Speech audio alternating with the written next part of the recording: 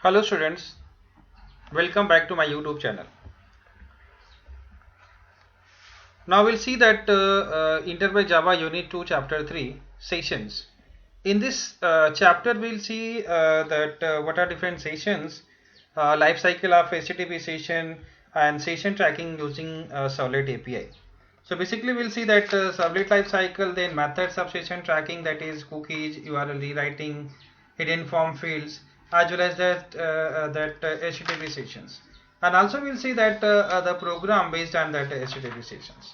Okay, so start with that session. See that sessions in the solids. HTTP it is a stateless protocol, and for all the requests and the responses are independent. But sometimes we need to keep track of the client's activity across the multiple requests.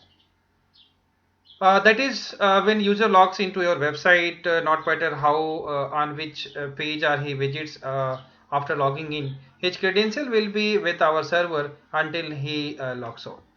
So that means when user login, when users are surfing the entire websites, and when that user logs out, so entire session is managed by this session management.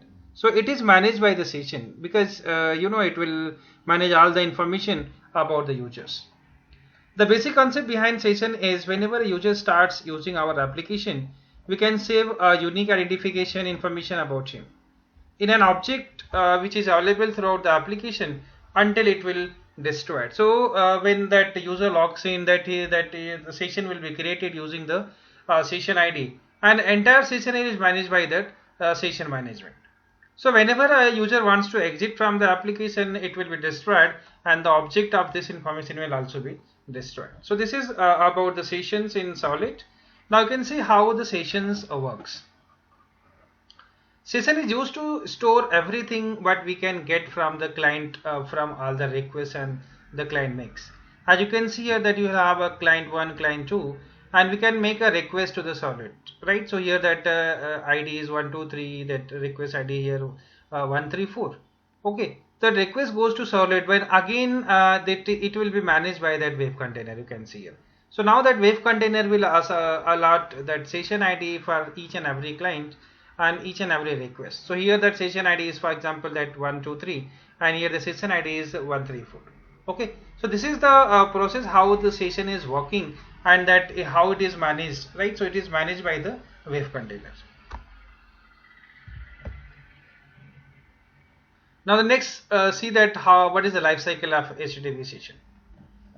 HTTP session object is used to store entire session with a specific line. We can store, we can retrieve, we can remove the attribute from the HTTP session objects. Any solid can have access to HTTP session object throughout the get session method of HTTP solid request objects. So if we want to any information, if you want to get any information, we can use that get session method for retrieving the information. Different methods of life cycle of HTTP session. That the first one is on the client's first request. Whenever the client gives the first request, the wave container generates a unique session ID and gives it back to the client with the response. So whenever any request comes, that the container generates a session ID and it gives back to the client with the response. And this is temporary session created by the wave container. So till that says browsing is not completed, it will be created and it will be maintained. Second step, the client sends back the session ID which is created by the wave container with the each request, making it easier for the wave container to identify where the request is coming from. So that session ID will be used to identify the request is coming from which user, or you can say request is coming from which client. And the wave container uses this ID and it will find the matching session with the ID, as well as it will associate the session with the request. So basically, like we will see that initially wave container will generate the session ID, then session ID will be used to check that request is coming from, and it will also be used to associate with the user request from the particular session. Now you can see that how this HTTP session works, right? So this is also the example of that life cycle of session. We'll have that If you want to add any information, then we'll have that set attribute method, and if you want to retrieve the information, we'll have a get attribute method. Okay. So this is the example, and this is the diagram for that HTTP session lifecycle. Now we'll see what are different methods of the HTTP session interface.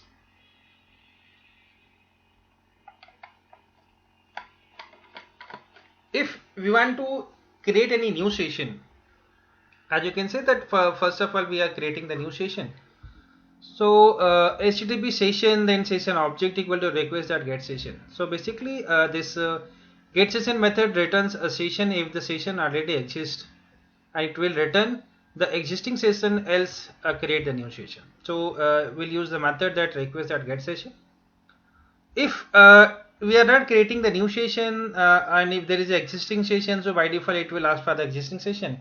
If there is no any new session, then it will by default create the new session.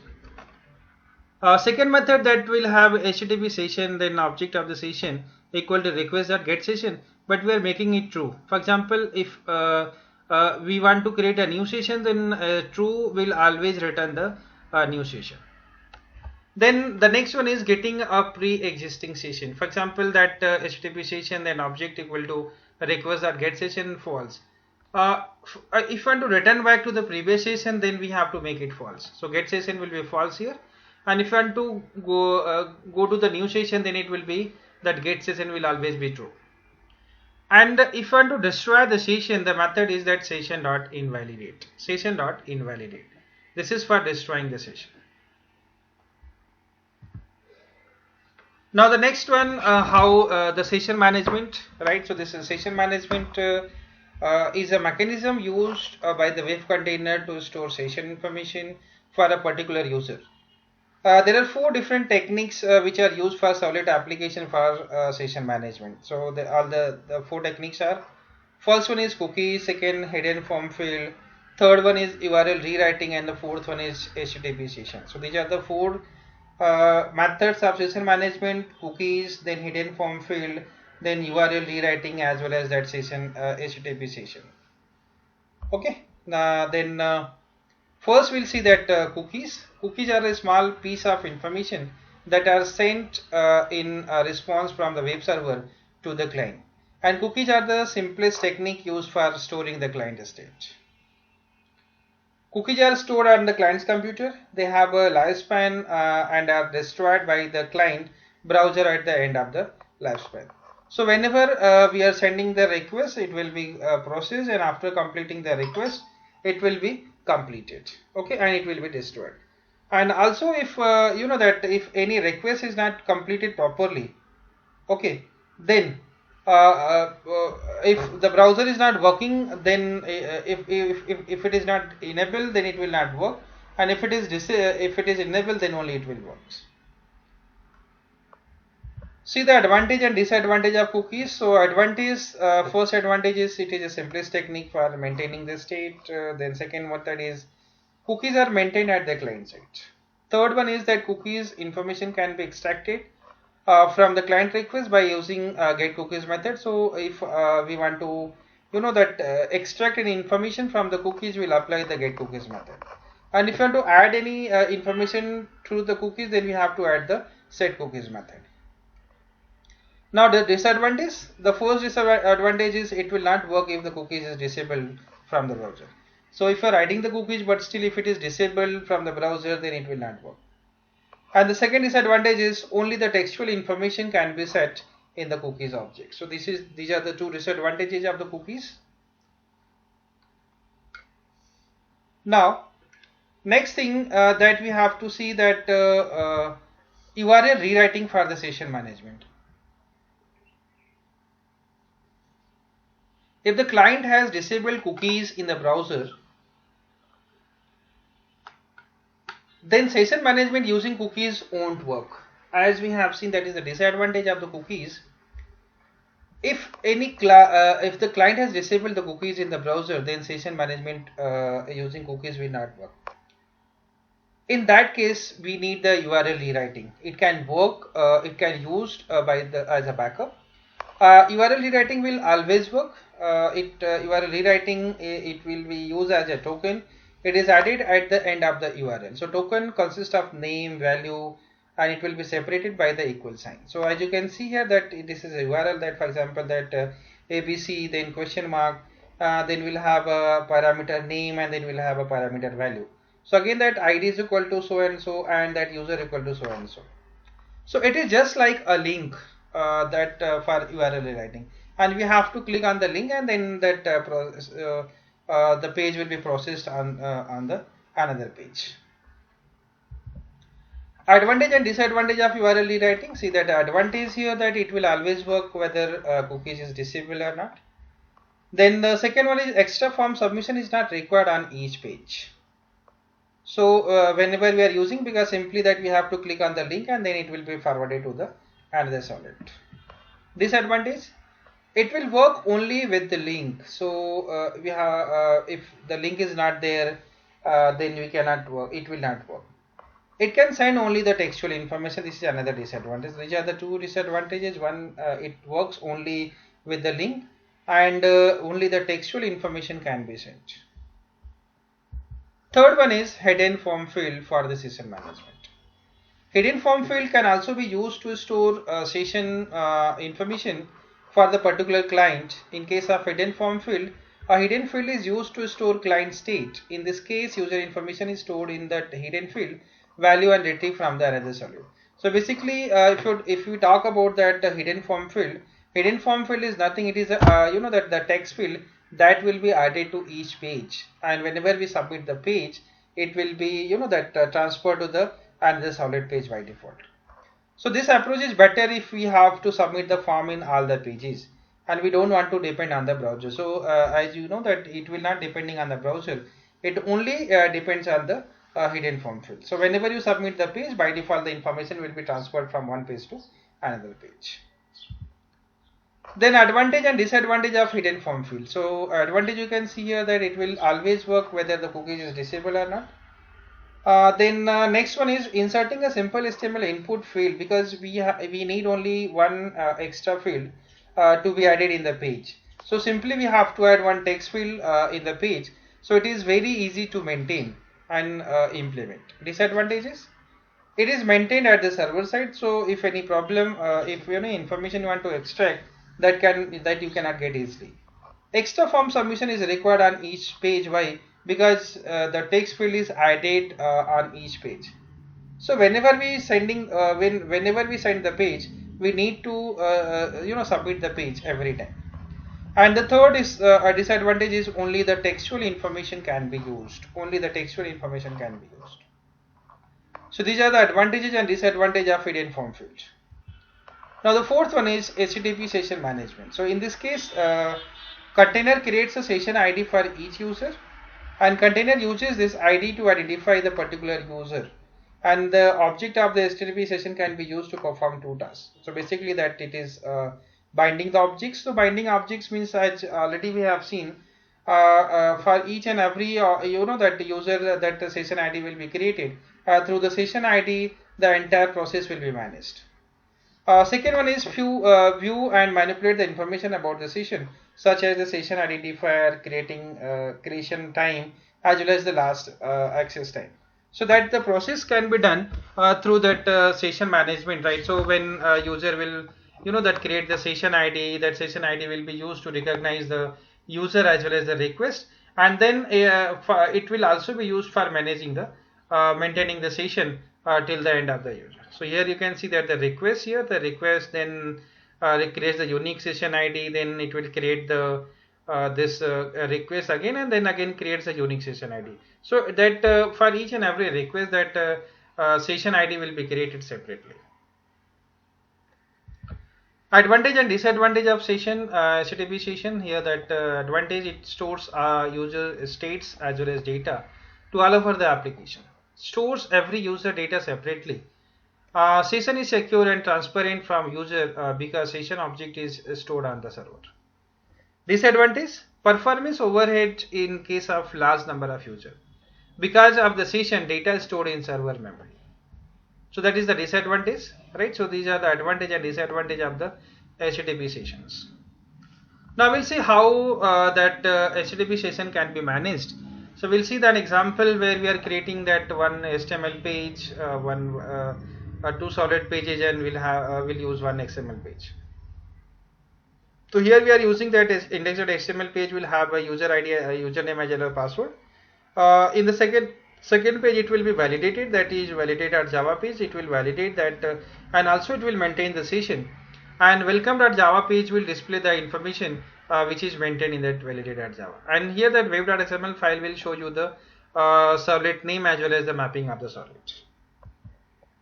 So you can see that the method here is a post. Here the action is equal to validate, because it will go from the HTML page to the validate page.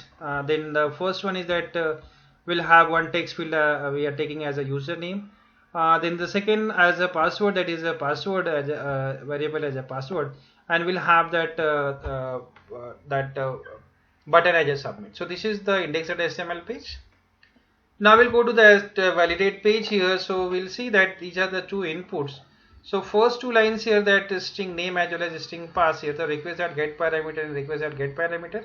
We are taking the inputs, right? So user and the pass are the two variables from the previous page. Now it will compare that it will validate the password here. So if pass dot equals 1 2 3 4, so we are putting here password here as 1 2 3 4. Now we are creating the session. If it is equal, then we will create the session and we will maintain the session. So for creating the session, the method is http session object equal to request.get session, and then again we have to set attribute as if it is valid. So session.set attribute, then user, and then we have to add that variable. So that is name variable will be added here, and then it will be, that it will be redirected to the welcome page. So response.send redirect at the welcome page.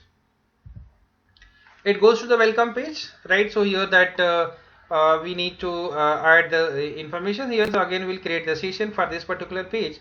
So http session, then session object equal to request.get session, and here we are retrieving the information. So that string user equal to session.get attribute, and then we are retrieving the information of the user. So finally it will display the output as hello user, right? So out.println, and then it will display the hello user. Okay, and then the last page is by default, whenever we are creating that under the configuration file, that web.xml file will be created here. So these are the two solid pages here, that one is that validate and one is that welcome page, right? So that servlet having that name as well as the class, so second servlet having again name and the class, and then these are the two mapping, because the page will go to validate, and also it will goes to the welcome page. So that servlet mapping having that servlet name as well as that URL pattern, and same thing the second servlet mapping having the name as well as the URL pattern. And finally, if it is incorrect, then it will go to this welcome file page, then index.html page, and it will display here. Okay, so this is what that configuration file, and this is also known as deployment descriptor page. And finally, after completion, we will see that how the output will come. So now I will show you that output page. Just a minute, I will show you the output. I will run this page here.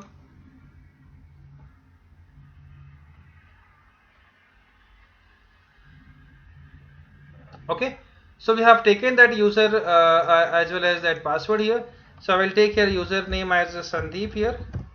Okay, and password it is taken as 1 2 3 4, so we'll take 1 2 3 4. Okay, now you can see the output here as hello Sandeep. Okay, now how it is working here, I see here that the first page having that two methods, then the validate page having that it will maintain the user as well as password here, then request.get session, and it will maintain the name, and then it goes to the welcome page, and then welcome page will display the output that hello user. Okay, so this is about that page. Okay, now this is all about the session program. So this is the chapter number 3. If you like the page, kindly subscribe and share with others. Thank you.